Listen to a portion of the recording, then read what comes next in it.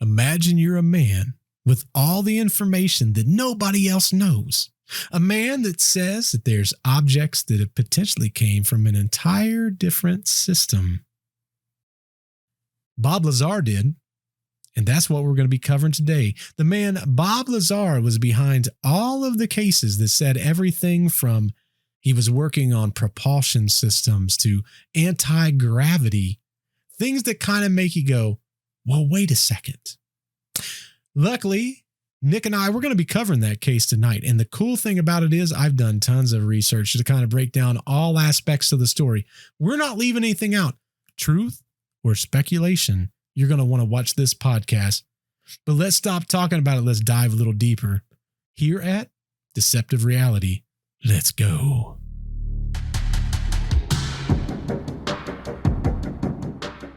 Grasping the thin, almost translucent veil between that of fact and fiction. Revealing mysteries of the past, folklore passed down from father to son, unsolved murders, and things that go bump in the night. You've entered Deceptive Reality. Hello and welcome to another episode of Deceptive Reality. My name is Nick, and this is the studious Bert for the second part. I'm studious. Oh, yes. Studious. Okay, I'll accept that one, Nick. I know what that is. I'm very studious. I'm studious for that. Listen, Mom. Oh, I know this is part 2. Listen, I got no choice. I'm going to use this as my don't look at the man behind the curtain. But it does kind of fit with what we're talking about, the old doggone Mothman over here. But yeah, man, last week we uncovered a lot, Nick. What do you think? So far, part 1, what do you think? Man, there was so much information, and really, I'm buying into it, except for the school thing. Everything except for that, I'm buying into.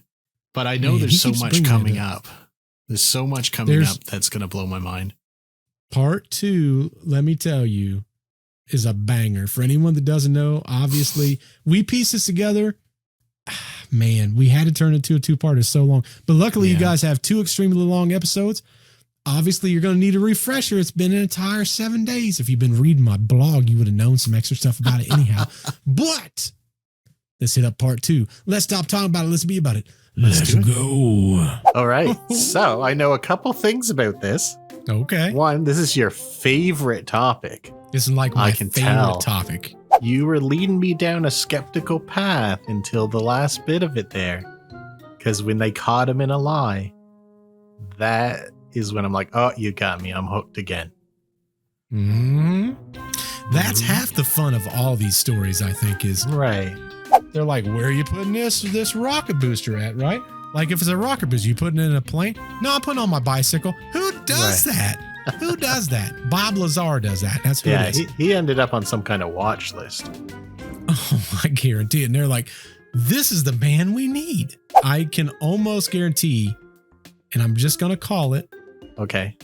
You're going to have some type of facial reaction where you're like, where in the world did any of this come from? This is probably the meat and potatoes. This is by far the most exciting part of this entire story. All right. I want to give it to me. Let's stop talking about it. Let's be about it. Let's go. Bob, who we've been closely following in this unfolding narrative, makes an extraordinary claim that the government has pinpointed the Zeta Reticuli star system as the likely origin of these unearthly spacecraft. Zeta Reticuli, the very name beckons us to consider the possibilities, to look up from our daily lives and gaze into the star-studded tapestry above us. According to astronomers, this binary star system is situated some 39 light-years away from Earth. To put that in perspective, if you traveled at the speed of light, a feat beyond our current technology, it would take you 39 years to arrive at this celestial destination. You might be asking why Zeta Reticuli, of all the billions of star systems in our Milky Way, what makes this one so special? Well, that's where the mystery thickens. According to Bob Lazar, the United States government had reasons for pointing to this star system, reasons which, sadly, remain hidden behind a veil of impenetrable secrecy. The Zeta Reticuli star system isn't new to the world of ufology. It has appeared before, notably in the reported alien abduction of Betty and Barney Hill back in the 1960s. Under hypnosis, Betty drew a map, later identified by some as closely resembling the system. Could it be mere coincidence that this star system has appeared on both accounts, decades apart? Or is there something, some truth, that connects these two extraordinary claims? That is wild. That is wild. I knew it, Nick. Zeta Reticuli, is that what it said? Mm-hmm. Yes. Okay, I am immediately looking this up after the show. Mm-hmm. 39 light years from Earth. Yes. Government has numerous reasons to believe that we should be pointing towards the system. And Yes. It was brought up by Barney and Betty Hill. Only under hypnosis. Only under and they hypnosis. didn't refer to it by name. Oh, they didn't? They described it? When I believe it was Betty came out of, let me look through my notes here. I think it was Betty. Yeah. When Betty came out of hypnosis, you know how they say a lot of times it will stimulate a part of your brain? Right. They asked her to draw the equivalent of a binary map. Okay. They said, based on what you saw, if you was to draw this system and you put star, planet, planet, planet, planet, planet, planet, planet, planet, right, what would it look like? She draws all this and nobody pieces it together for years. Right. Now, what makes this so interesting is if someone said, hey, Nick, draw a system and you were faking it, how would you probably draw the system? Like, what would you put in there? Like, how many of everything would you probably put? Well, I did this while we were talking. Okay. So I have a sun in the middle, and I drew 4 planets. With each of them has a couple moons on it. And that's where I stopped because I wanted to pay attention. But that's what I would do. So what made this so interesting, and where Bob and Betty both got correct, is this. So did they both draw this? No, Bob had referred to this system based on the government's information. No, I mean Barney and Betty. It was just Betty. Oh, okay. Okay. Betty was the only one that came out of hypnosis and drew it. Right. Okay. She was the only one that had knowledge of it. So Barney obviously was one of the abductees. Right. But he had no recollection of the system at all. Okay. But Betty, that's fair enough. When she drew it, there was one defining factor that she put in that no average person would put in.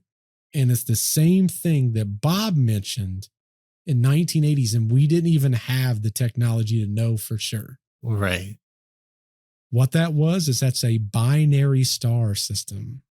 Okay. And she knew what that was and drew it. Nope. She didn't even know what it was. They just said, here's a piece of paper, draw your system, put your star, and then put all your planets and all the moons. She put 2 stars. Okay. They were circling around each other. Interesting. And the third planet in the system is where she said she went to. Okay. Bob Lazar mentioned that in the documents that he received, it was referred to, I think it was Z3, which was the third planet or the third celestial body in that system. Okay. Which referred to the planet, the same one Betty referred to. But he said in the government issued manuals, it was a binary 2-star system. All right. So is this system now widely known? Like, can I look this up after? Yeah, 100%. Okay. Yeah, all there's right. a lot fantastic. of so now, since they've mentioned this, a lot of people has come forward in the theory is now, since this has came out from obviously Betty and then Bob Lazar years later. Yeah. They say that there's a lot of copycats that occur now, but they believe There's even videos, like if you look up this system, they believe that there's a habitable planet, much like Earth, Okay. in that star system. I forget what they call that planet. They've got a specific name for it, but they said Right. if there was ever a way for us to get there, we could technically relive. They don't even talk to it as an alien planet. They talk about it as being the closest to our planet. Okay. So it's like in size the Goldilocks zone. It's perfect to support life, probably. Correct. Okay. All right. So all the testimony after Bob Lazar and Betty and Barney Hill, that doesn't mean anything to me. Right. Because that's widely known now. And it would have been right after Bob Lazar, probably. Now, I don't know how widely known it was before. It would have been before then, right? It was before then. But like, was it widely known at that time? Oh, I don't know about that. Yeah, that I don't know. So what I'm trying to decide is, I think everyone after Bob Lazar, I can't take that as any kind of even testimony evidence.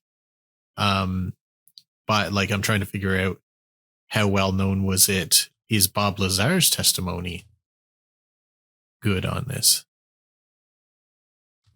I mean, or did he hear it from them? Even if he did, though, right? Even if he did, why would you even use that? Could be the like, he's not an astrophysicist, correct? Correct. He's not. He might not know a ton about space in general. Maybe he doesn't know other stories of different systems. But if you was trying to lie about something, would you do it off some potential whack job that under hypnosis gave a system that you don't even know is true scientifically?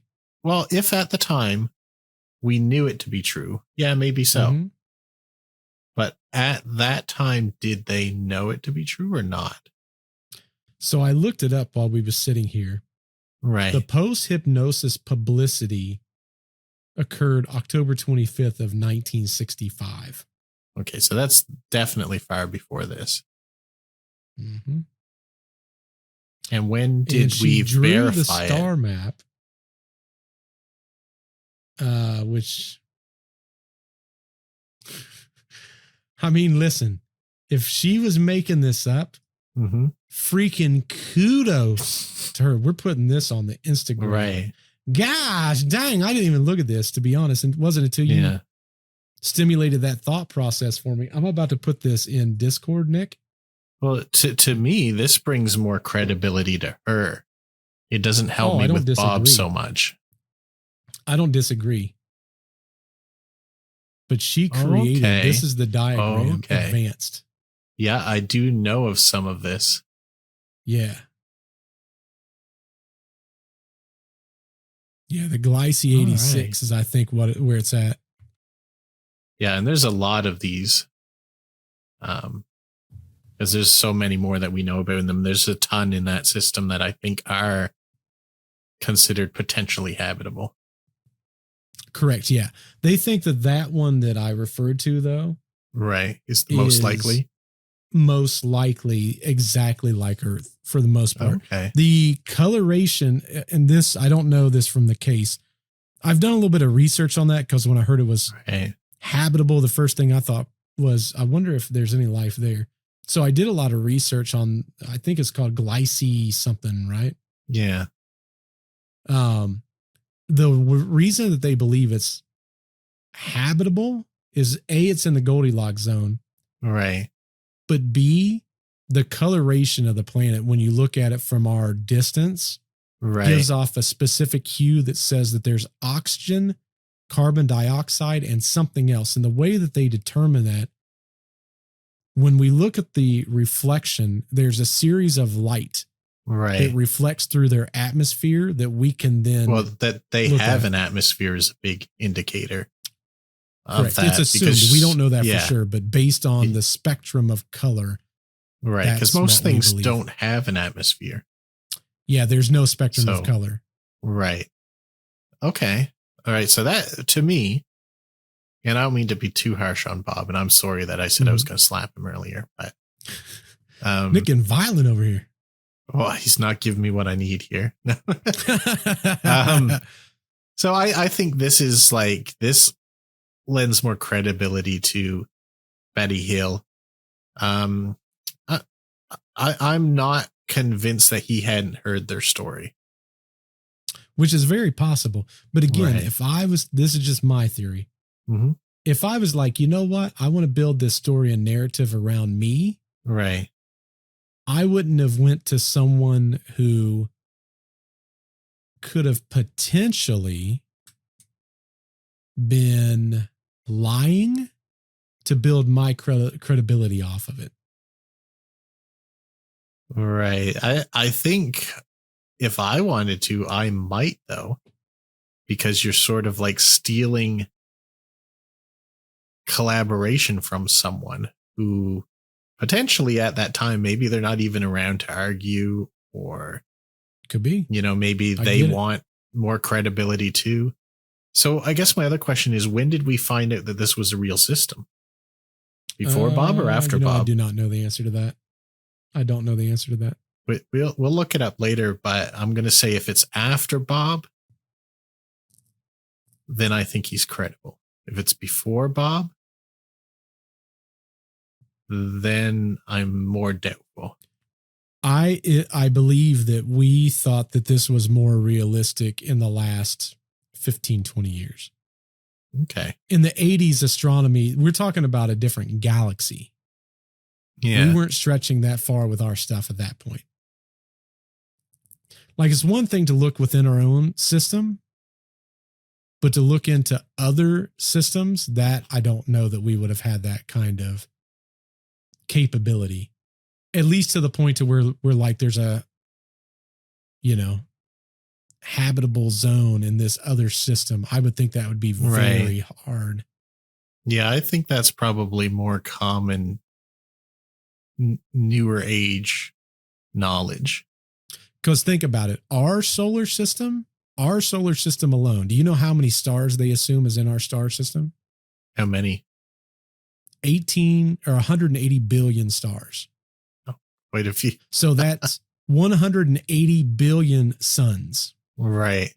Potentially, yeah. But they're at different stages of life, and that's an estimate. But so think about it. We didn't even know a lot of that information until the last probably 20 years. Now we're talking about a system we're colliding into. Or it's they're diving into each other, because part of us is expanding and the other part we're drifting into each other within our own systems. So we're getting relatively closer to that one, but we're still 29 light years away. Yeah, basically that's 30 still light years a long away. drive. Oh yeah, like they said, you go the speed of light is 29 years. Right. Which with our current understanding, we think you can only approach the speed of light. Like you can get at 99.99999. Yes. Whatever. And with our current understanding, that would mean that you'd need infinite thrust to push any amount of mass past that point. Correct. But that's our current understanding. Unless this whole UFO story is correct and they're creating their own gravity field. Because if you can create your own gravity field, you open up the opportunity to go significantly faster than the speed of light. Right. Because you're creating that. Yeah. And he's not going to tell us anything about that, I'm sure. Now, we've gave 1 point to Bob. Yeah, we'll give 1 point to Bob. This one is an iffy. Are you ready to give another point to Bob? If he earns it. I ain't some random point giver. If you don't give him a point for this one, Nick, we're stopping the podcast. Oh, geez. All right, well, we'll see. I got to be honest. How are these ships powered? Well, Bob speaks of an element, one that was not even on our periodic table at the time he broke his silence.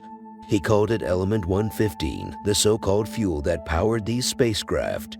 According to Bob, this element could bend space-time, effectively allowing these vehicles to cheat the cosmic speed limit imposed by the theory of relativity. Here's where it becomes even more baffling. He states that the government had a stockpile of 500 pounds of this mysterious element, enough to alter the fabric of reality if wielded correctly. Element 115, now known as Moscovium, was officially discovered years after Bob made these claims, adding another layer of complexity to this puzzling story.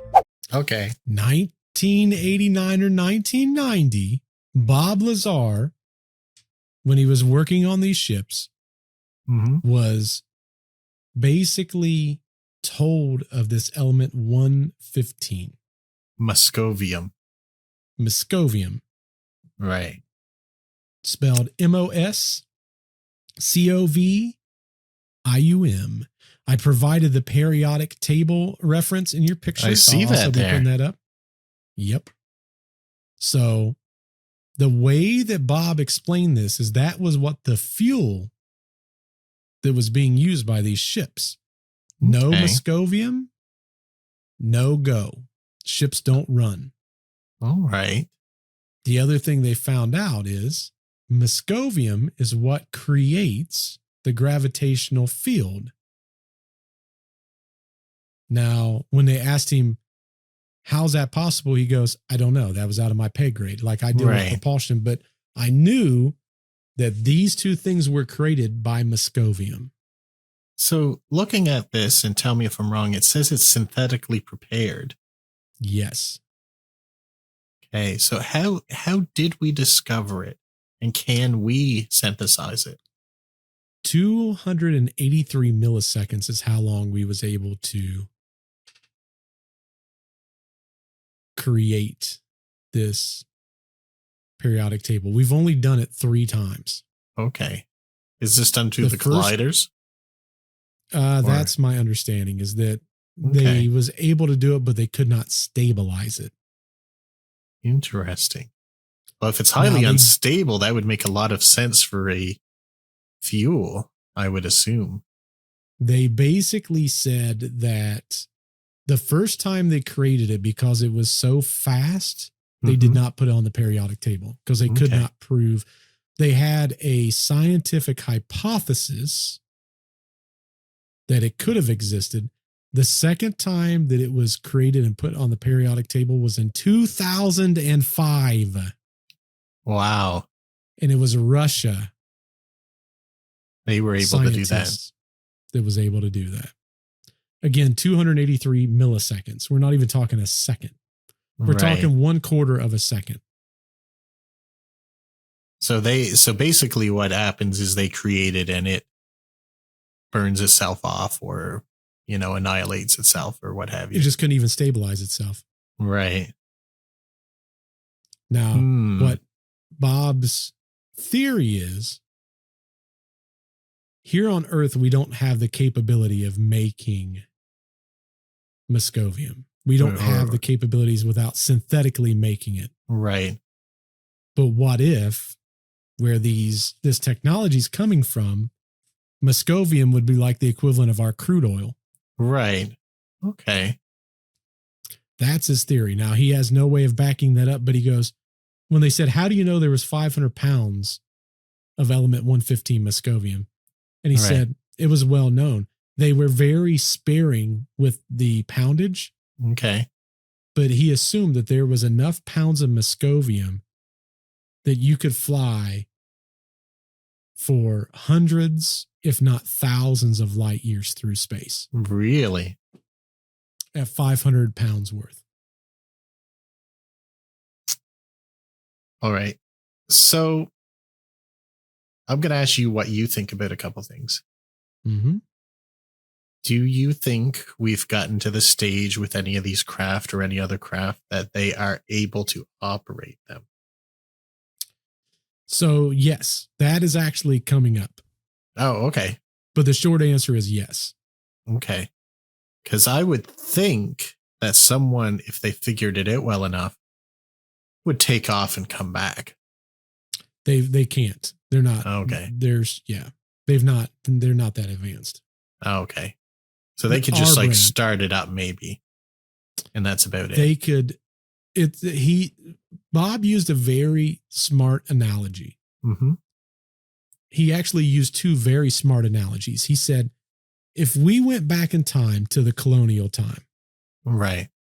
and we was able to drop off a nuclear reactor, which could power how many things in the, let's say the 1800s. Right. He said people would go in to try to figure out how it works. They'd get radiation poisoning and they would die. Right. So they're not going to get anywhere. They would be like, oh my God, what happened here? So then they would go pull that person out, get radiation poisoning and die. Right. And the next person, radiation poisoning and die. He said it would be like an ant trap. The ants would go in, they'd get confused, and then they would die. Right.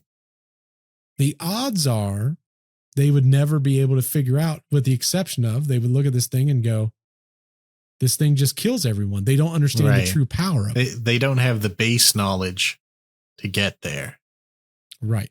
So Moscovium to us to a degree, or like when the guy before him used a plasma torch to try to cut into a reactor.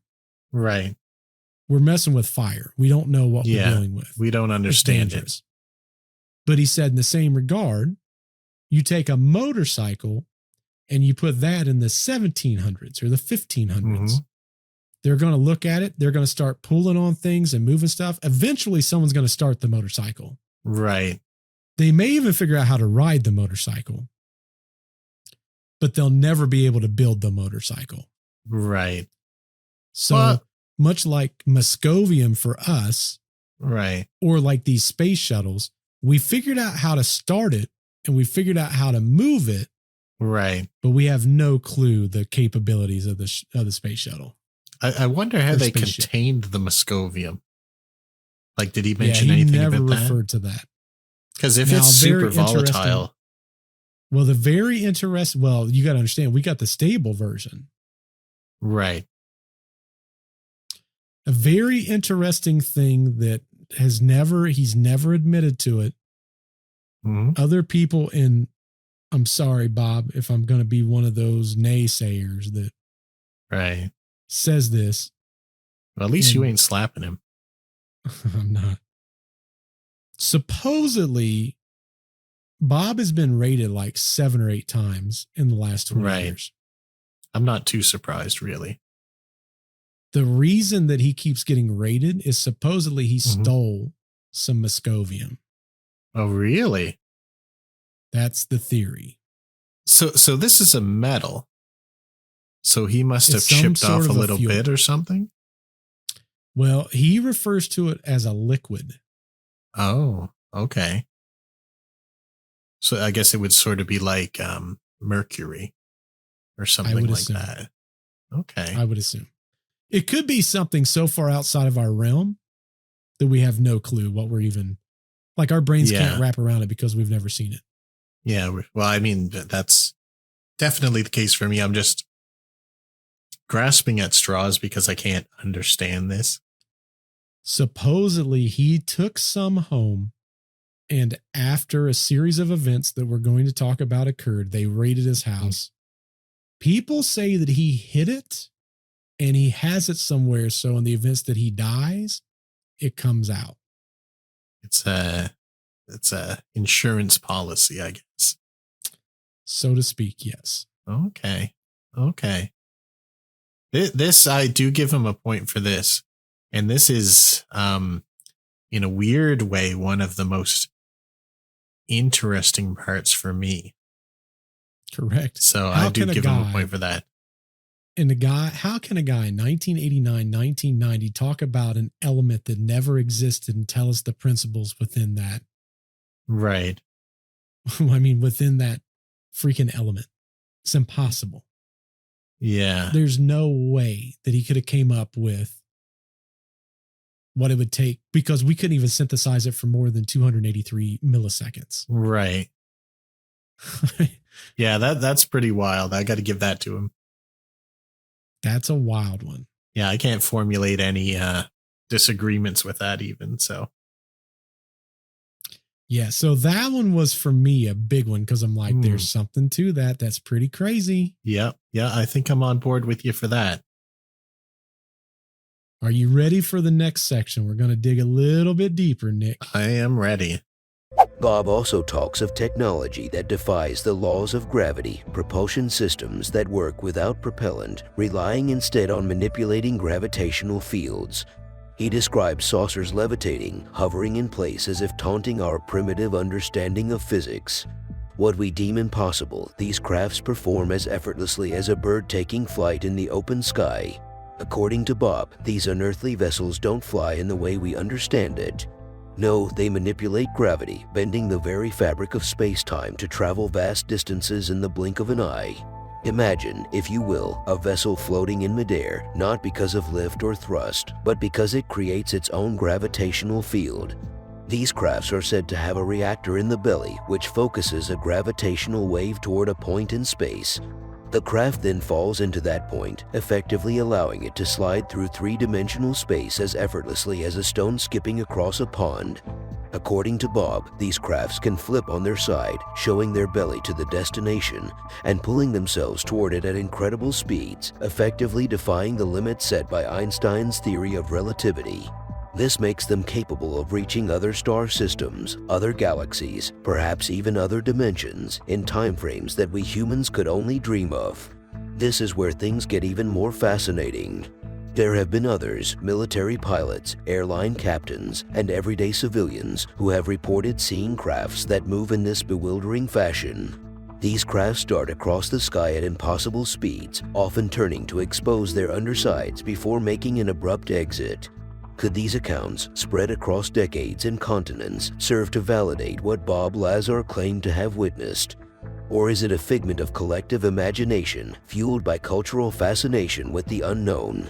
Bob further described the craft's ability to wobble during this gravitational transition, leading to what witnesses often describe as a jittery form of flight, unlike the smooth motion we associate with airplanes and helicopters. Yet, despite this erratic movement, the inside of the craft is said to be a bubble of stable gravity, rendering the passengers inside completely oblivious to these wild maneuvers. As we peel back the layers of this ever more intriguing mystery, we're left with a haunting question. Are these the genuine accounts of a man who has seen the future of travel, a future conceived in the far reaches of the cosmos? Or are we merely caught in the web of an intricate and spellbinding tale?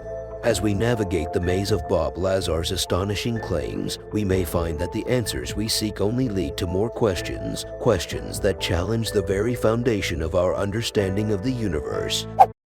Yeah, that's been the case for me. Lots of questions. This is fascinating from a bunch of different perspectives, though. Oh, big time. This is why I keep referring back to Bob Lazar whenever we talk about UFO stories. Well, see, the problem with this is I have to look up like 40 things after this show because I need more information on so many different things. But I'll tell you another thing that sort of lends credibility to me is I have read a lot about UFOs and stuff, and I didn't know necessarily about this wobbling thing or exposing the belly of the craft. So if some people say they've seen it, I don't think it's well known enough that they'd copycat that.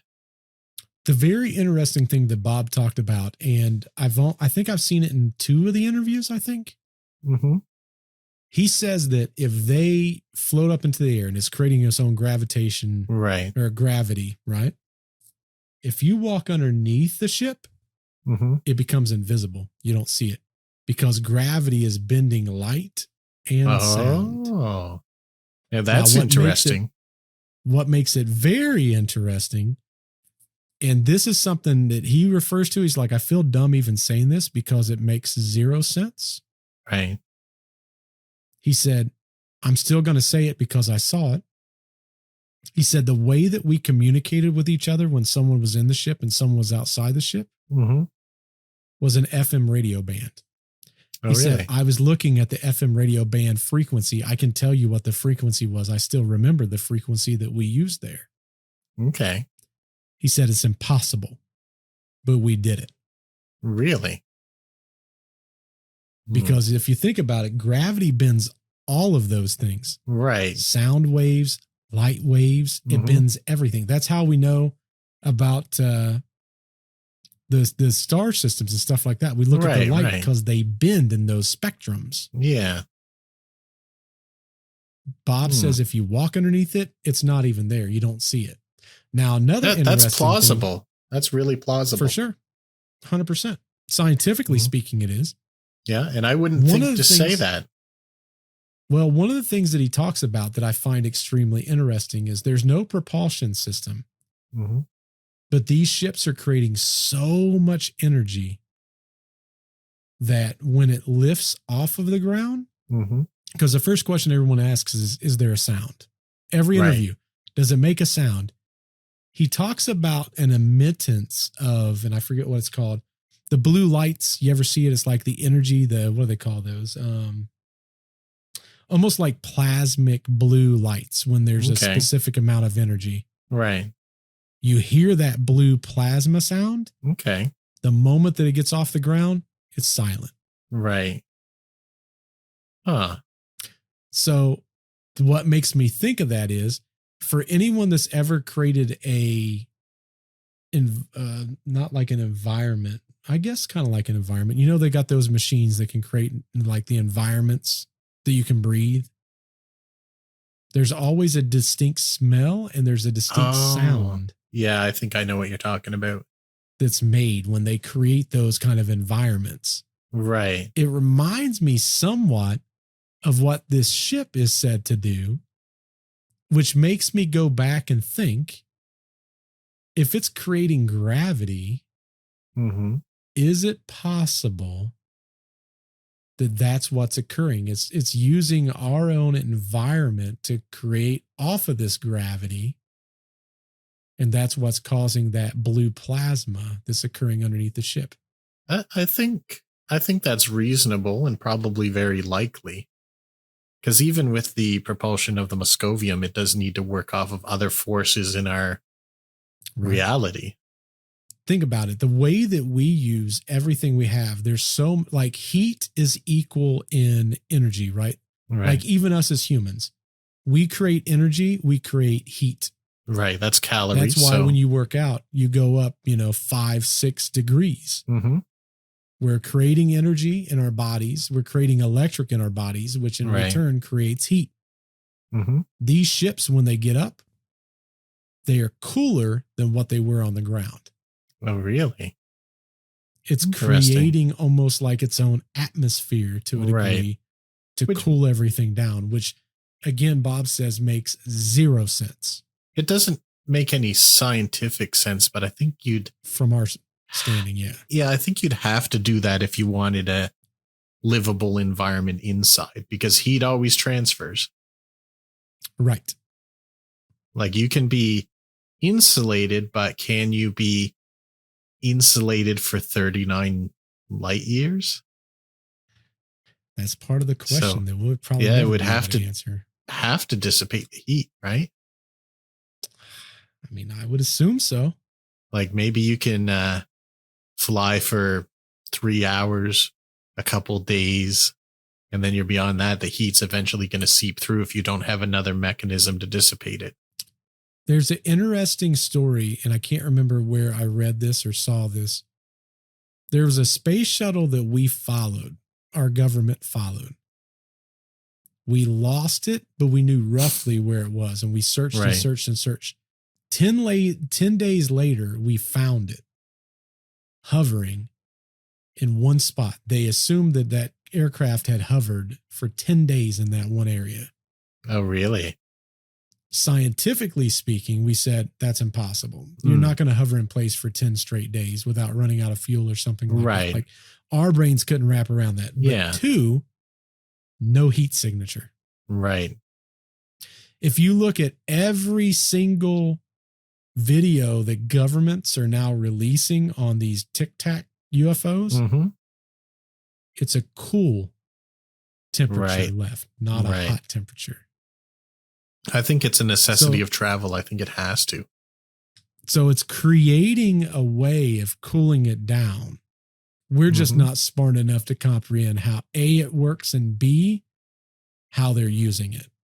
Right. Like we just can't deal with heat on that level. Like we can't manage it. The best equivalent I could assume is it's like handing someone a car that has coolant, but then the coolant runs out. Right. And then they keep overheating the car. Like we would probably not be smart enough unless it's Moscovium and we just buy some freak accident. It just happens to be the thing that cools it too. We would end up probably burning these ships up. Yeah. I think it's a separate system entirely. I would assume so, but I mean, heck, I would have been wrong on about 3/4 of this already. Right. It could also be a stealth thing too, because it could be. You look up into the sky with like a heat vision. That's super easy to spot. They don't want that. Yeah. So the other hypothesis that came up is and not from Bob. I've heard this from other people. Right. But they use Bob's story. What if during the development of this civilization, they discover Moscovium versus we discovered, fuel. Right. So we diverged at that point. We dive because the interesting, and I think Bob did bring this up. What if they came to Earth through their exploration? They figured out how to do this travel and they go, look at this. They're using this fuel over here to shoot themselves through the air. Right. And look at the efficiency of these ships, even though they're like maybe their planet doesn't have that capability or where they came from even has that capability. Yeah. They may not even have fossil fuels or anything. They may not have the capability to make nuclear. That's why they say a lot of UFOs is found over nuclear facilities. Yeah. So they're investigating that. It's a curiosity. We don't have this. What is this? Yeah. How are they able to do that? Mm-hmm. It's an interesting thought process. Yeah. I think a lot of it, like, because you talked about diverging technologies. Mm-hmm. If you think back to, you remember, and we're probably dating ourselves here, rotary phones. Oh, for sure. So huge part of my life.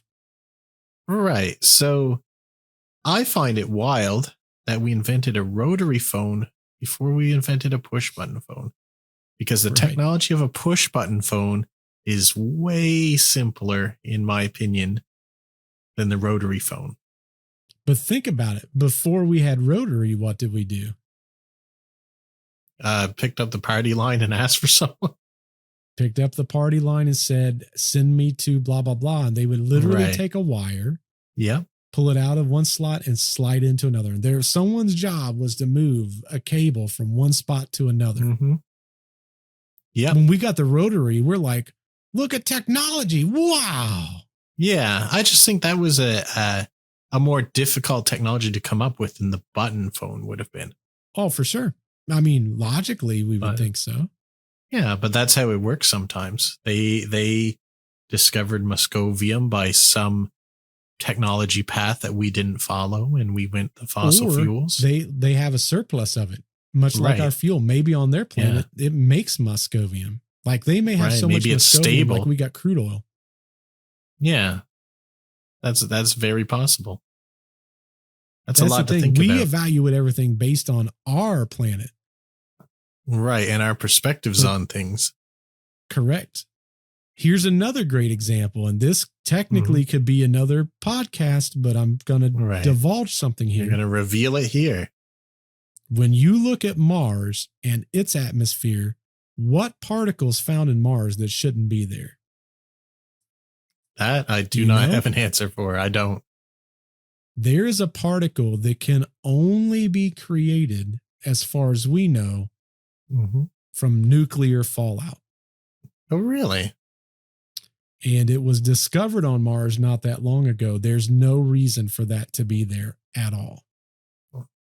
Well, we got to start digging and dig up that ship that's there probably. That's the thing. They're curious. Another hypothesis is that because technically Mars is somewhat in the Goldilocks zone, somewhat. Right. Their theory is that maybe Mars was more than we thought it was. There was nuclear fallout, and that's where they lost their atmosphere. The planet died, and everything on it died. That could be. That's an interesting thought. And there's a hypothesis because when they got up there and they found that element or the particulate that was in the ground, they go, this makes no sense. This should not be here. To do this, you would have to have a nuclear strike. And clearly, we've never made it up there to give it a nuclear strike. But I mean, that's again from our knowledge. Like it could be naturally occurring and it just doesn't naturally occur here. Could be. Or my hypothesis, much like Superman Clark Kent, they packed us on ships and now we're finding them ships. We're finding the ships in the deserts, boys. That's much less scary than my opinions on that. So I like that. I like that. I'm so good at this, Nick. I'm so good at this. I'm like an investigative journalist over here. I would say so. Now, the $1 million question, that I'm sure you've got wandering through your brain. Mm-hmm. How did they get caught? This is, I think we talked briefly about it earlier and you wouldn't tell me a thing. Are you ready to find out? I need to know badly. Here we go. In a world where secrets are often darker than we can imagine, Bob found himself entangled in a web of deception, not just by the underground operations he was part of, but in the very fabric of his personal life. Just as he was delving into secrets that could reshape our understanding of physics and our place in the cosmos, Bob found his own world unraveling. The string that pulled it all apart: infidelity. According to Bob, it was his wife's affair that triggered a series of events leading to his eventual exit from the program. The shadowy organization that had welcomed him with open arms was the same that started surveilling him. Suspecting a possible security leak, they began to tap his phones and closely monitor his every move. In his heart, Bob knew that he was skating on thin ice.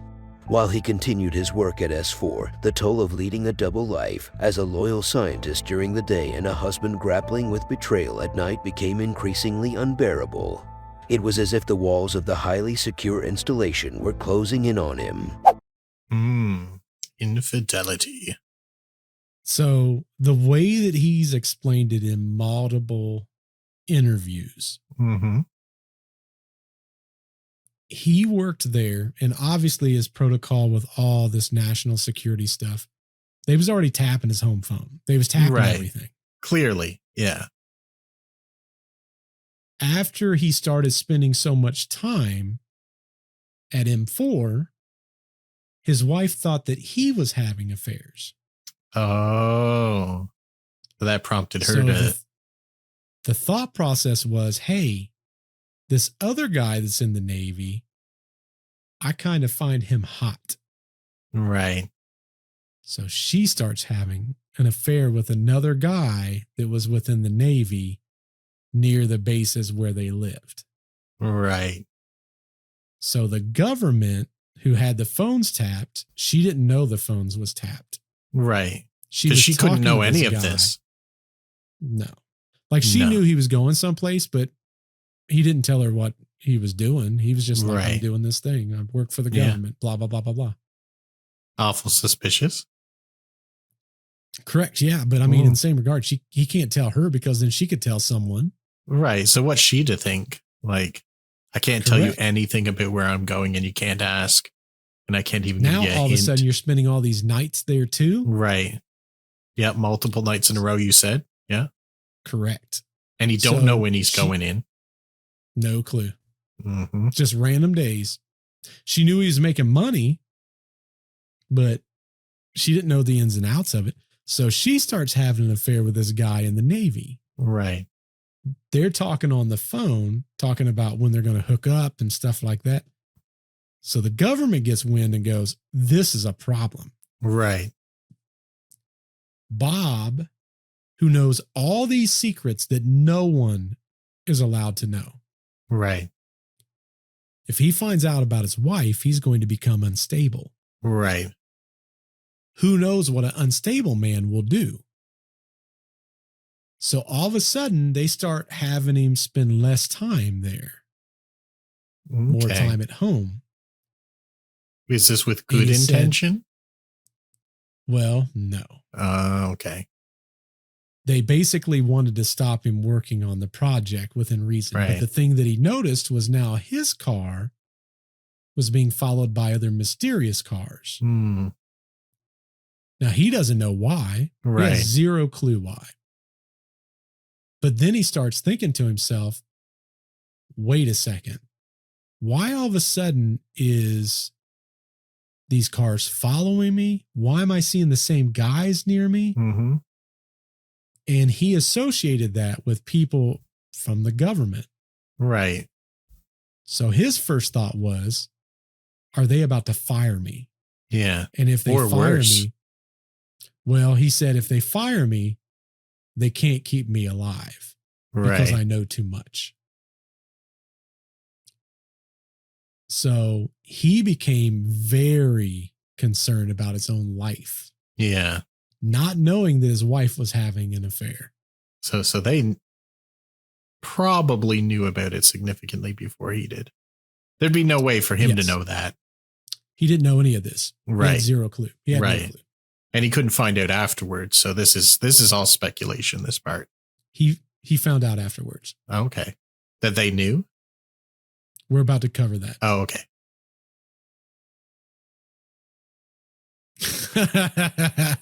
Getting ahead of us here. Little bit. So yeah, he found out. He knew 100% after the next thing that occurs. Okay. Let's listen to that. Now remember, he's fearing for his life. That's Mm-hmm. going to set up what happens now. I think they handled this wrong, by the way. As Bob struggled to maintain his composure, he did the unthinkable. He decided to share what he knew with a few close friends. For someone bound by strict oaths of secrecy, this was not just a breach of protocol, it was a complete abandonment of the vows he had made. Bob led his friends to a vantage point from where they could witness a test flight of one of the UFOs he had been working on. In the hushed silence of the Nevada desert, under a sky that held more than just stars, Bob made a choice. It was a decision that would defy the stern oaths of secrecy he had sworn, a decision that could have unimaginable repercussions not just for him, but for those he involved. According to Bob, he wanted to share what he knew with people he trusted, people who had been left in the dark, uncertain of why their friend had become so distant, so preoccupied with his work. On a night when he knew a test flight of one of the unearthly crafts was scheduled, he took them to an area just outside of the infamous Area 51 to a viewpoint where they could glimpse the unimaginable. There, as they looked out over the barren landscape, a light appeared in the sky unlike any aircraft they had seen before. It moved in ways that defied physics as we understand it, hovering silently one moment and darting across the sky the next. For his friends, this was the ultimate confirmation, a real-time revelation of the extraordinary claims Bob had made. No longer was it the stuff of sci-fi, lowered to the pages of a pulp novel or the scenes of a blockbuster movie. It was real as the air they were breathing. But as the unearthly light performed its dazzling aerial maneuvers before vanishing into the night, Bob knew he had crossed a line. The magical yet ominous spectacle that had just unfolded was far more than just a breach of national security. It was a violation of the trust that had been placed in him as one of the few individuals privy to the existence of this otherworldly technology. No one spoke as they drove back, each absorbed in their own thoughts, their own inner turmoil. What had started as an act of rebellion, of defiance, had suddenly become a moment of reckoning.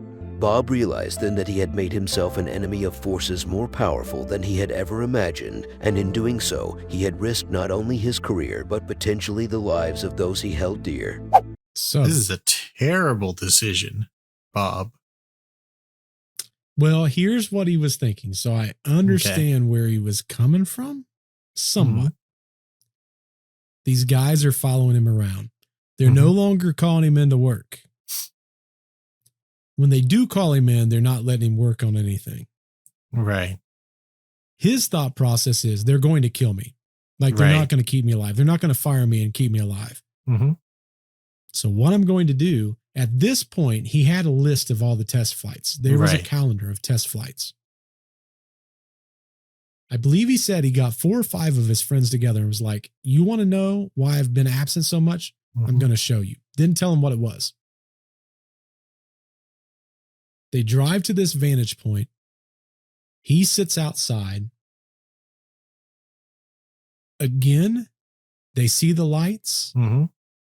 And he says, everyone's just stunned. They're just stopped and they're staring. They pull out camcorders from the 1980s and take video of the UFOs. Right. Do we have that? As they're doing that, Bob's explaining this is why all of this is happening. Yes, the video is out there. Okay. But you got to look it up. I am shocked. So I've got a few problems with this part. Mm-hmm. They clearly knew what he was up to. They've been following him around. If he starts to go near this vantage point, clearly it's not that far away. I'm surprised they didn't stop them, or failing that, take care of them on the way back. We're getting there. Okay. Because if I was a shady government guy, I wouldn't have let this happen. No way. Mm-hmm. Yep. We're getting there. Okay. So he must have some crazy backup plan. Oh, yeah. Well, and the reason that I stopped at this point is because I truly wanted to break down what this night is going to become a normal thing. Oh. Now, you got to remember, Bob's in his 20s. He's not our age. Yeah. He's a dumb kid. Right. What ends up happening is over the next series of nights, different nights, because he had the schedule. Right. He would get different friends and say, hey, we're going to this spot. And he keeps taking them. Right. To the point to where even he says, I was really stupid. A couple of nights I took the RV out. Right. And we would all sit at the RV and watch it. Yeah. That sounds like kid behavior, but clearly they knew what he was doing. Clearly. I mean, the next segment might talk about that, Nick. Okay. I don't want to ruin that, but he's being real irresponsible now for a genius. I mean, he's 20s. Yeah. Think about it. Elon Musk at 20. Right. Probably considered by right now the smartest individual on earth. He's in my personal opinion, he's the Einstein of now. Well, I think he has access to good people. I don't agree with that sentiment, but I think he's got access to good people in some vision. But like the vast majority of the concepts and ideas of how all this works came from Elon Musk. Okay. Prime example. This is why I say Elon Musk is so smart. Right. He brings these college students out. Mm-hmm. This is on video. You can look it up. It's on the old YouTube machines. Oh, okay. This kid's interviewing him, like a young kid, probably 20s, college, doing a report. Mm-hmm. And he's talking to Elon Musk about the cold intake systems and all that, and, for their rocket systems. And he asks Elon Musk on the fly, he goes, why do you use the cold stage on this part of the rocket, but not the other part? Elon starts explaining it, and then he stops. Live on video. And you can see him sitting there and his eyes are looking around. Like, I'm not supposed to be talking about this. No, he goes, that's a really good question. I don't understand why we don't do that, because it would make perfect sense. Oh, okay. A year goes by. Right. They invite the kids back again. And he goes, one of the fundamental changes I made was I changed that cold intake that we were talking about. All of our rockets now are facing that. Nice. And the kid's like, oh, really? He goes, it wasn't until you asked me that question, I started to explain why we do it. That I go, why do we do that? It would be more efficient to do it the way that you just asked the question of. He definitely understands the subject matter and he's open to new ideas. So I like that. And he's the only one that works on it. Yeah. They provide the basis of the concepts as the way it's explained, and he's the one that determines whether they go with it or not. Right. And I think he's the only one who's making a serious push towards Mars, which I think is important. Correct. If anything, to understand what happened or what is happening with Mars. Yeah. Well, I think we need to colonize it. We need to get off this planet before we destroy it. So we got to get out of here. We got a lot of work before we do that, but yes. Yeah, I know. We got to start. We got to start somewhere. So do you want to know the next tidbit that breaks into, it's the same concept, Nick, but it adds to what's going on. Yeah, I wanted to build this narrative so you understood what's going on and explain this is happening over multiple nights. Okay. Let's break down a little bit further. Same thing. Again, another night Bob, driven by a wild urge to share the otherworldly truth he had encountered, had made the fateful decision to reveal the unexplainable to a few more select trusted friends. Little did they know that this night would become a defining moment in their lives, forever etching their names into the records of UFO lore. As Bob and his friends huddled in the darkness, gazing toward the shadowy perimeters of the infamous Area 51, anticipation weighed on them like an oppressive shroud.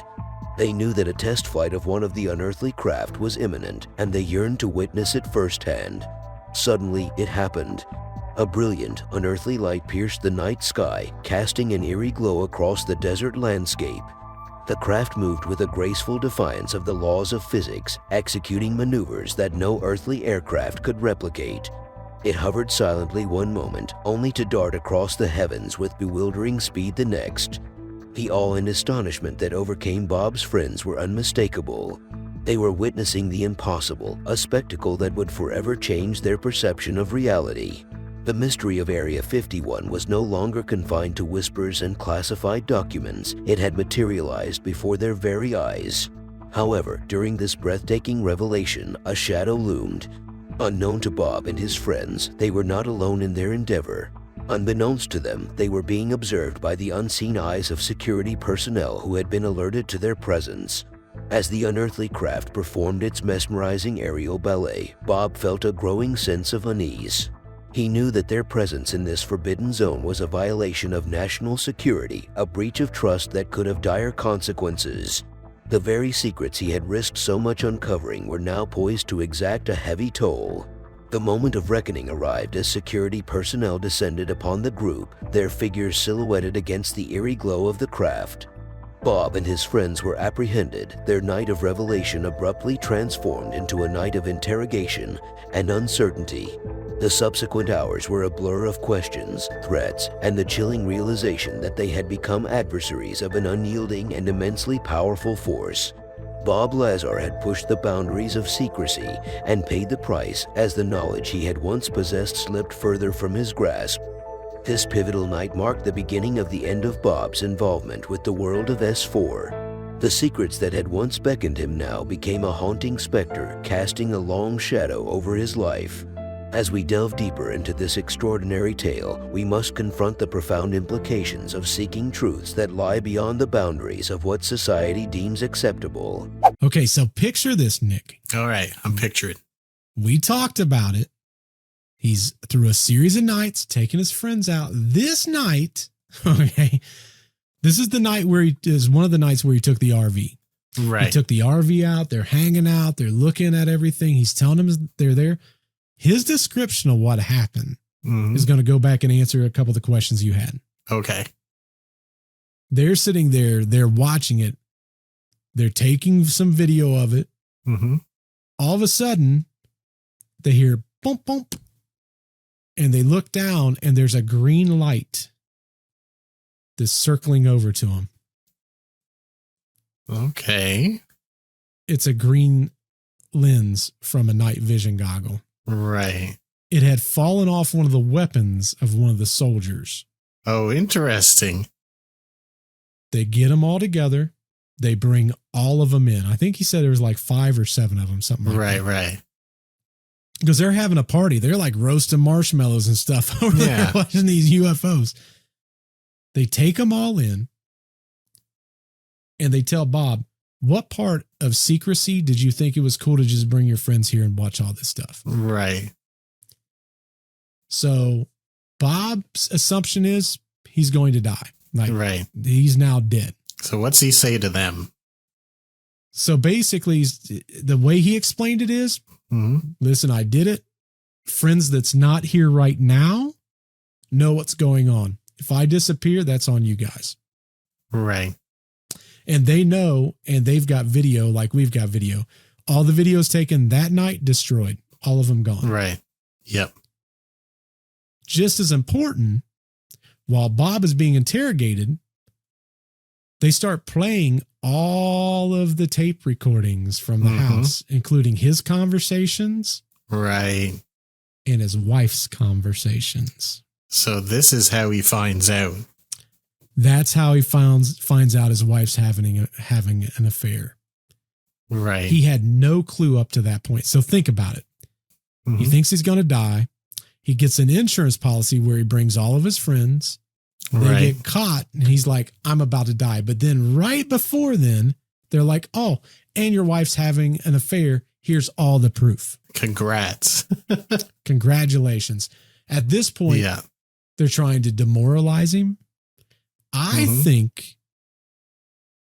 I personally believe, and it doesn't give away any of the stuff going forward, I think they were trying to demoralize him to the point to where he took care of himself.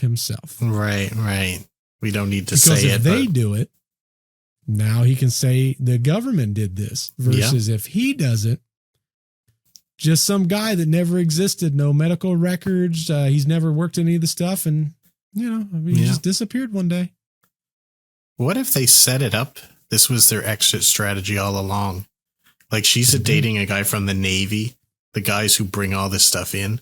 What if they planted him there and they were like, well, he's never going to find out until we are getting rid of him. And maybe that drives him to take care of himself. Yeah, I never thought about that. I suppose that is a valid. Yeah, I could see where that hypothesis could fall in. Yeah, they knew about it. If they wanted to stop it, he's under their control. He's a Navy guy. Because I know he and his wife are still together to this day. Okay. And that's interesting. That didn't work out the way they planned. He doesn't like talking about the affair part. Right. So on like interviews, he's the way he talks about it is he doesn't want to defame his wife. Right. Because she did what she did. He doesn't agree with it, but he says in the same regard, in his eyes, he kind of put her in that situation a little bit. Well, what's she to think? What would any self-respecting person think in that situation? Well, I highly doubt they would have an affair. So. Well, she doesn't really fit that narrative right off the get-go, Nick. But it looks a lot like he's having an affair. Oh, for her, 1,000%. It's exactly what it looks like. And what do hurt people do? They hurt people. Yeah, that's very true. But now how would she feel knowing her husband was part of not only the most polarizing thing of their entire life? Because here's the thing. I don't think they had any intention of doing anything to Bob. They wasn't going to get rid of him because the guy that was Bob's superior had been at S4 for, I think Bob said probably 15, 20 years. Right. So I think their goal was to keep people that knew things, but kind of keep them in their cage. Right. To try to figure out stuff as they go. Yeah, I don't think they plan on people leaving. No. But unfortunately, that affair caused everything to kind of go to that point. Did it, though? Because he didn't know. You start bringing people out there. Oh, yeah. Well, before he knew about that. Yeah, but he already knew that his job was in jeopardy because they had stopped calling him. People started following him. He started noticing cars in the distance. So in his eyes, I think what he was doing, unbeknownst to a common thought process for most people is, he was bringing his friends in as an insurance policy. Yeah. But me, I wouldn't have let the government know who I was bringing in because now I'm risking their life. Well, I don't think that was a concern of his. And also, I think the government knows each and every person he brought up there. Oh, they were tailing 1,000%. 1,000% they knew. Right. Because think about it. What is it they do? They do these specific things and then they've already made him disappear, right? Right. He's already gone. No records of the guy. And he goes, these are a bunch of lunatics. You believe that they're sitting out in the mountains at a place that doesn't exist, claiming all these crazy things. Guy's a lunatic. He's probably on drugs. Yeah. And then they defame him, right? Kind of like today's standards, right? if our government and stuff like that doesn't like what we say, they don't kill you anymore. They defame you. Yeah, Deplatform. that's true. They take care of you. Yeah, that's very true. I mean, even if you but look they at kind of decided this. Oh yeah, because they knew the affair was going on, right? And they chose to discontinue his employment. So they caused this situation. So what was their goal? Honestly, I think they was going to off the guy. Yeah, it seems like that. But why? Because of that reason, do you think? I think they would have made it look like it was an accident. That's why the guy was following. They was trying to figure out a way to get the car handled or something like that. But what they didn't expect was old Robert to bring his old buddies up to that hill. Right. And they're like, well, shoot, what do we do with this now?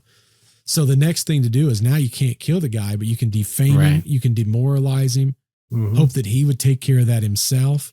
Right. But then there's a whole bunch of guys that go, yeah, we saw all these things. There's lights in the sky. They're crazy. Who is it they're even talking about? Who? Well, we know for a fact now that majority of the world probably doesn't even know about Bob Lazar, and of the people who do, what percentage believes him? Right. Even if he's right. Correct. Does it matter? Not really. Nope. It's interesting. It's interesting at best, but that's how the wife situation came out. And the reason it's so important is I think they were trying to make him make that decision himself to have Bob disappear.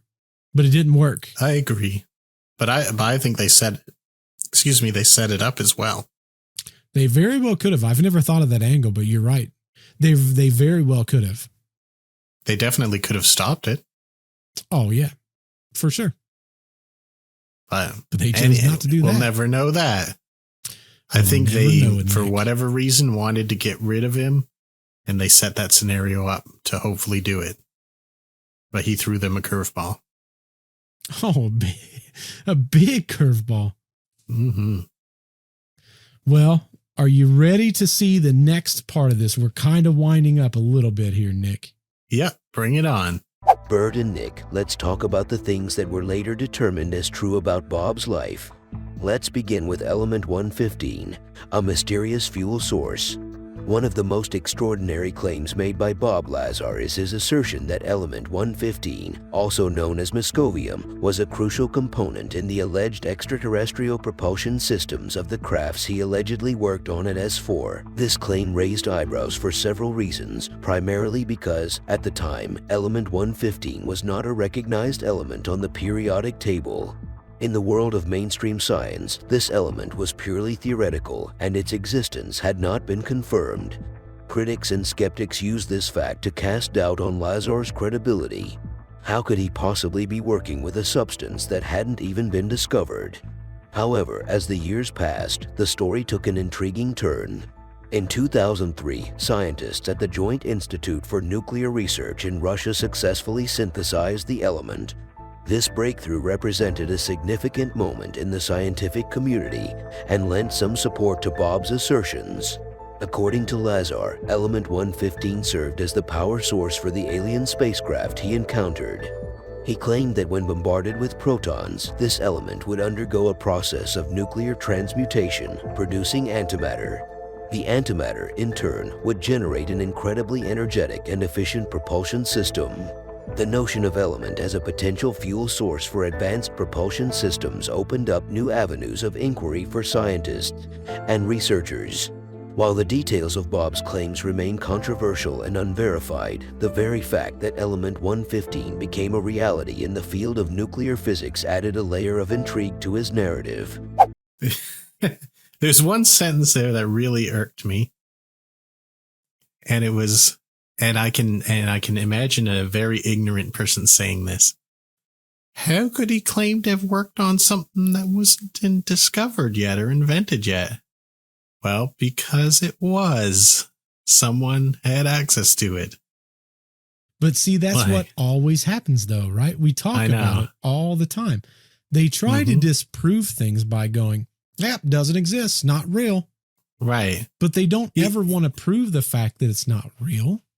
And I think I said 2005. I guess it was 2003. Oh, okay.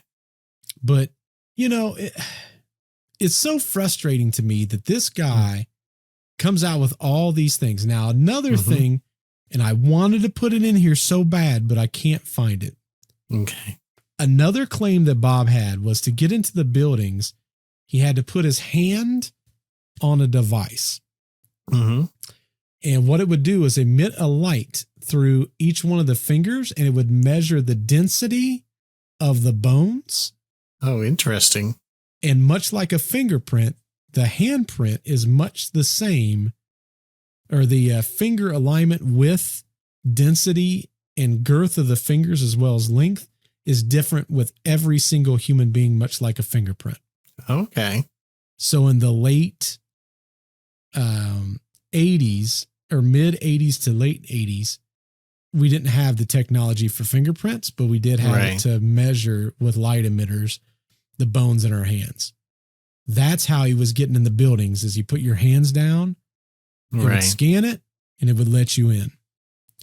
When he left, obviously, and he was talking about this technology, the government goes, that's never existed. Show me one set of proofs where this ever existed. It's never existed. It's all made up. And then a movie came out, and then it had the same technology in the movie. And everyone goes, see, again, he's watching movies. This is all like make-believe. It's all, smoke and mirrors. None of it's real. On accident, supposedly, and I can't find it. They talked about it in one of the interviews. They had a picture where who was using that technology but our own government, using a bone density hand scanner. And when they asked about it, they go, yeah, that's not what that was. It did something completely different. I've heard that kind of thing about other stories before. And it's like you see something that's clearly, what it is by looking at it, and they're like, you're seeing something else. Because he described it exactly. It was the exact color, the material, it was light emitting, and it was a hand thing. What else could it be? Right. Well, it's easy for them to deny it if they're the ones who invented it. Yeah, exactly. Yeah, that doesn't exist. Who else is going to have one to disprove them? It blows my mind, though, when they use that excuse, because it's like, really? Like, prove that it doesn't exist, right? Right. Don't just say it doesn't exist. Prove it. If he says he did and he's got proof of it, then prove him wrong, right? No differently than when we talk about these ghost stories or anything else. Right. I've got this EVP. Well, that's not real. Prove it. I prove that it is real. Now prove me wrong. But a lot of times the scientific community doesn't want to do that. It was an owl. An owl did it. Oh my God. Right. An owl. We've heard from those owls an awful lot. Golly, man. It's so annoying. So that is what I consider 1 point. 1 point for Bob Lazar. Right. 115 existed. Russia figured it out. Are you ready to hear the next one? Yes. Let's hear it. One of the central elements in the Bob Lazar saga is the existence of the S4 facility, which he claimed was situated near Area 51 in the Nevada desert. Initially, this assertion faced substantial skepticism, with many doubting the existence of such a secretive installation. However, as time passed, intriguing evidence emerged, adding a layer of plausibility to Lazar's claims. In the late 1980s, when Bob Lazar first came forward with his incredible story, the very existence of S4 was a subject of contention. Skeptics questioned whether such a facility was real or merely a product of Lazar's imagination. The U.S. government officially denied the existence of S4, fueling doubts about the veracity of his account. Over the years, as interest in Bob's claims persisted, researchers and UFO enthusiasts began to dig deeper. They scoured declassified government documents and analyzed satellite images of the Area 51 region. What they uncovered was nothing short of remarkable. Satellite images of the Nevada desert started to reveal intriguing structures and activity in the vicinity of Papoose Lake, precisely where Lazar had placed S4 on the map. While these images did not provide a definitive smoking gun, they did raise questions. The presence of unusual structures and unusual patterns of activity was difficult to dismiss entirely. Another development that added credibility to the existence of S4 was the acknowledgement by government officials that Area 51 itself, long the subject of conspiracy theories and UFO lore, was indeed a real military installation. This admission validated the notion that the government could operate secretive facilities in remote desert locations. While evidence suggesting the existence of S4 has accumulated over the years, it's important to note that no smoking gun has definitively proven or disproven the facility's existence. The secrecy surrounding such military installations makes it challenging to obtain concrete proof. I think that's a gotcha. So they say, this doesn't exist. How can a guy go to work at a place that he says he works and we don't even have a facility there? Right. In fact, Area 51 doesn't exist at all. Wink, wink. Right? Yeah. Like that's what they said. Then years later, through certain certified or confidential things being released, there's satellite imagery of Area 51, not found anywhere else, but from our own declassified documents. Right. Was there also satellite imagery of the other one, the one that he was talking about? Papoose Lake. Right. I think they had said that there was satellite imagery of that as well, right? Correct. Because it's all together. It's not very far from Area 51. It's an installment of Area 51. So, but what they said was Area 51 doesn't exist. Wink, wink. But definitely that facility does not exist. Yeah. And you can't be there if it doesn't exist. But when they looked at the satellite imagery from that time frame that was declassified, guess what they find? Right. So if someone's disagreeing with someone, like if they're making a claim and they're saying this doesn't exist, and you can catch them in that lie, I tend to not believe anything they say afterwards, especially if it's against that particular guy. Correct. So they're saying that doesn't exist, and they can't say that they didn't know there was something there. Correct. Because they clearly have tight control over that area. So this is a bald-faced lie. Oh, yeah. Big time. So this is like 10 points to him from me. Correct. He said that it existed. They learned much later, many years later, that just like he had stated, in the exact spot that he circled, right, and the exact spot where his friends had been driven or near there to look at the events, it existed. Yep. So they just flat out lied, and I will not accept a single thing they say against him after this. And I've got one more that is questionable at best. This one's not factual. All right. But check it out and tell me what you think. All right. We're going to throw one in that is not proof, but instead questionable. In the mysterious world of Bob, one of the most critical aspects of his story revolves around his claimed academic credentials. According to Bob, his educational records were not just concealed but utterly erased from existence, casting doubt on his academic journey. Here, we delve into the mysteries surrounding his educational records. Bob's narrative begins with his assertion that he attended two prestigious institutions, the Massachusetts Institute of Technology and the California Institute of Technology. These institutions are renowned for their painstaking academic programs, particularly in the fields of science and technology. However, Lazar maintains that all traces of his presence at these institutions have been meticulously destroyed. Bob contends that anyone attempting to verify his attendance would face an insurmountable obstacle. He claims that his name, along with any documentation of his enrollment, has been methodically purged.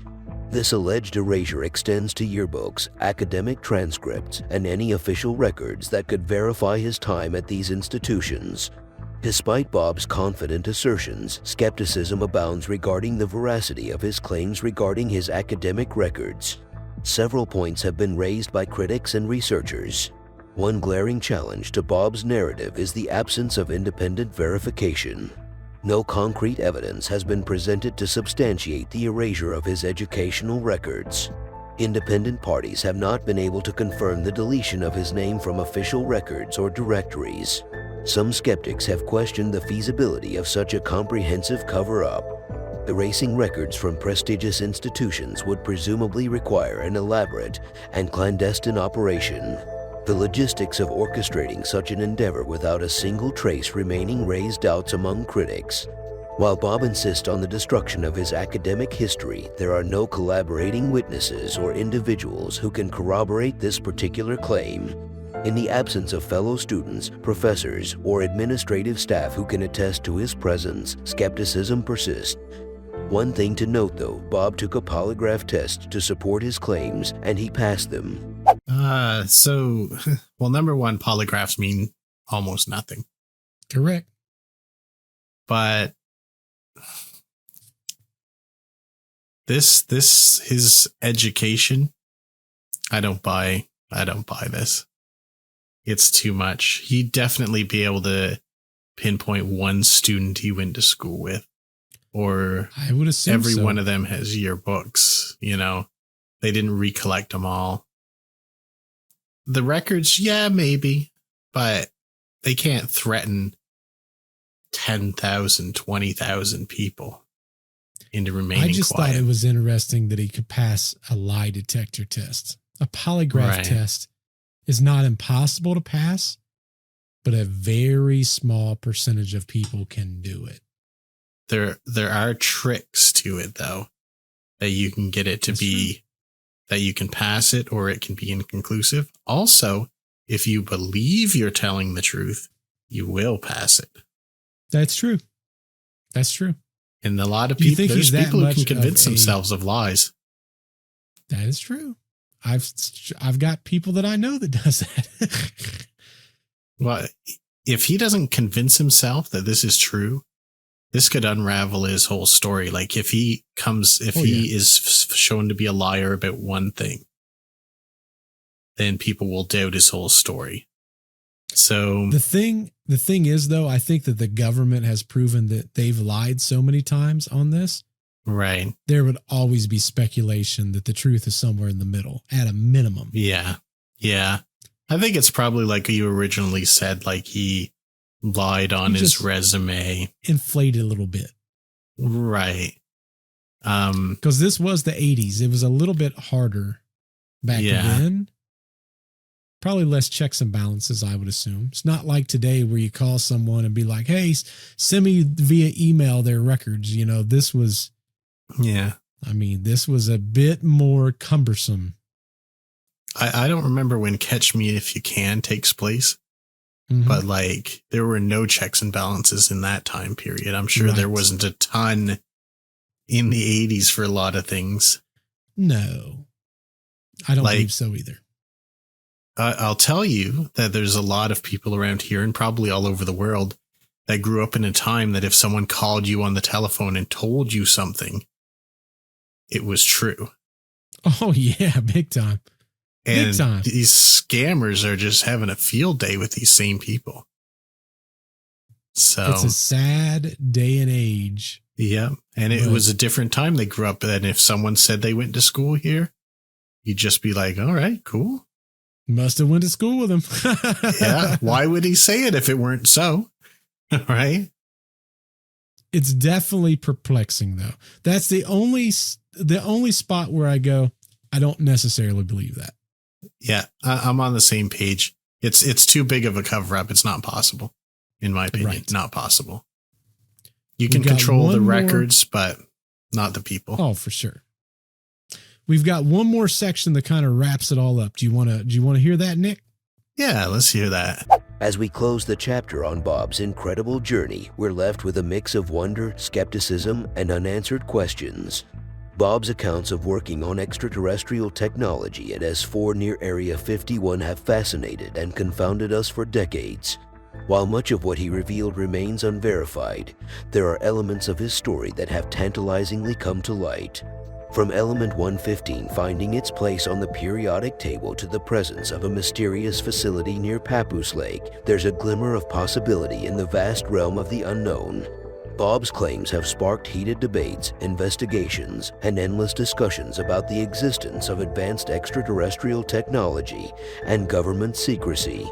Whether you believe his story or remain a steadfast skeptic, one thing is certain: his journey has left an indelible mark.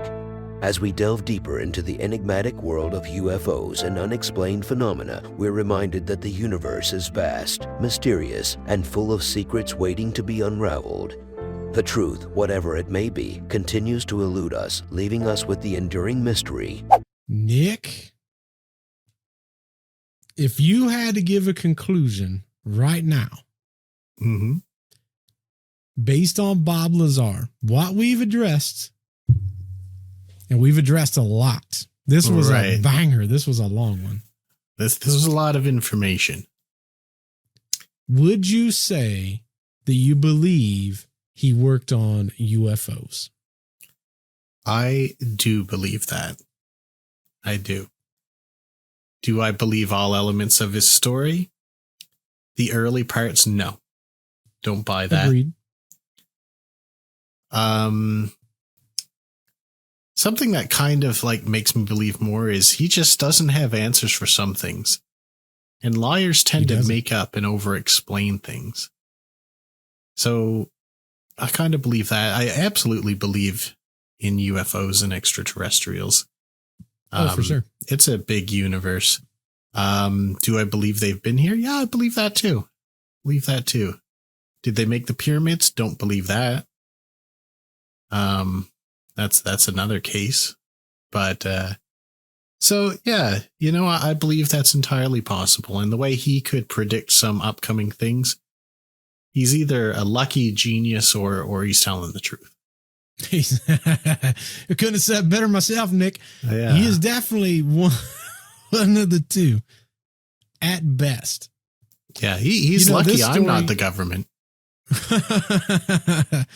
This story has always intrigued me just because, and the big thing is, over the course of the last, since 1989 to now, his story has never really changed. Right. And on top of that, when he does interviews, he will not accept money. If he goes to a conference, he will not accept money. Right. He always pays for his own trip. And when people ask him, why is it you don't take any money? Like, you're still doing the work. Right. And he says, if I take money, then I created all this just to get a cash grab. And that's not what this is about. He says, at a minimum, the government deserves to tell us what's going on, because this should be something of excitement. And his second thing that he always argues is the way that the scientists are trying to figure out by departmentalizing everything, they'll never discover how this thing works. Right. Because science needs a community to solve the specific problems. Yeah. It's just like, it's just like when police departments used to be way more compartmentalized. They wouldn't cooperate with one another. Their case solving percentages were real low. Well, I mean, that's the way everything works, right? It goes back to our original conversation. If you are more of a skeptic and I'm more of a believer, it requires both of us to come together to sometimes come to certain conclusions. Right. Sometimes things that other people haven't considered, like I've never heard that New Jersey Devil hypothesis. Neither of you. That being said, you would have known more about it than me. But had I heard not now, I guess, more of the story. Yeah, exactly. Had I heard more of the story, though, than what I had, it may have been something I had an interest in. I guess the $1 million question is for all you sitting at home. What's your theories? Do you think this happened? Do you think there's UFOs out there that Bob Lazar worked on? Do you think he went to college at good old MIT and Caltech? That's unlikely. You're going to say no. It's okay. You can say no. It's fine. Yeah. It's totally fine. You can hurt my feelings if you want to. It's fine. Hurt old Bert's feelings. I'm sorry. But it's wrong. He wasn't there. Oh, man. But hopefully y'all enjoyed this episode. I know I did. This is a banger. We keep referring back to Bob Lazar. I said, you know what? Let's just knock one out of the ballpark and do a Bob Lazar. That way. Yeah. This is your dude. Even going forward, we can talk about it. That's right. And I'm more educated for when you bring it up in the future. See, I feel like there's no parts of it that was important that I really left out, Nick.